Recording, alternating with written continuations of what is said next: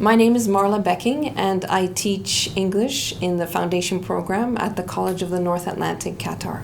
So one challenge that teachers have is it gets boring asking questions, boring for both the instructor and the students.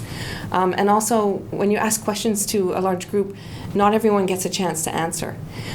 So especially because I teach English, I want everyone to give an answer and use their English. So the basic technique I use is called think, pair, share. And the basic premise of this is you ask an open-ended question or a question that could have many different answers, and you give students time to think about it.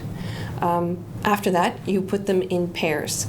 There they get a chance to articulate their answer with a partner, and they can change their minds about what they said, they can modify what they said, but usually in this part they compare their answers and come to one solid answer that they agree on to share with the class. And then of course the third part is share, where the instructor asks one of the partners to share with the whole class.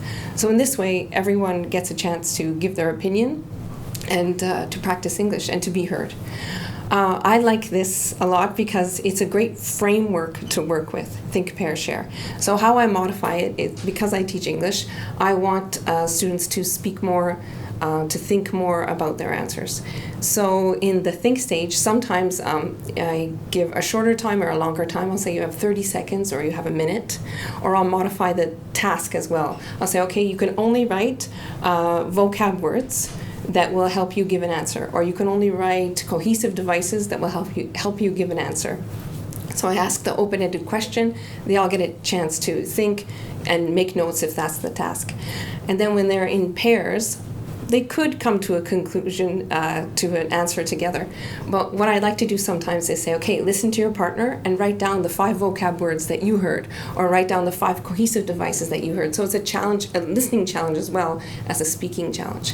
And then sometimes I don't want them to come to an agreement. I want them to each have their own opinion, and I want them each to share it. So when I get to the share stage, I ask A, tell me what B said.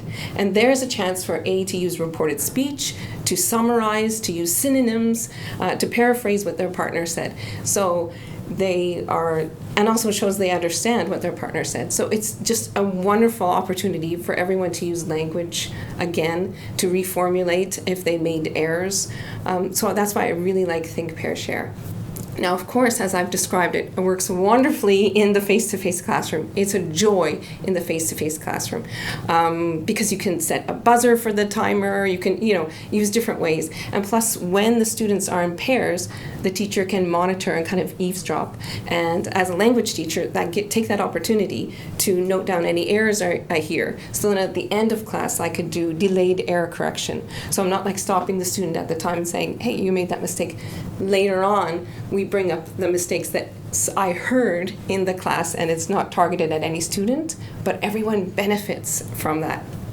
Also, I like the sharing part because it just brings a vibe to the class. So I do this face-to-face almost every class, and students come to expect it. Okay, teacher, what's the task for the think, pair, share?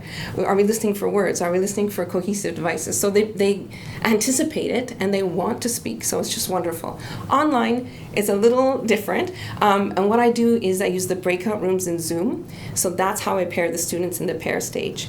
But what I do in Zoom is you can, in the breakout rooms, you can move a student to another breakout room. So I'll say, okay, now you have a new partner. So just to keep the momentum going, because it is a little more challenging on Zoom to get everyone involved. But what I really like about Think, Pair, Share, it's engaging, everyone gets involved, everyone has an opportunity to speak, and most students who usually don't speak take this as an opportunity to speak.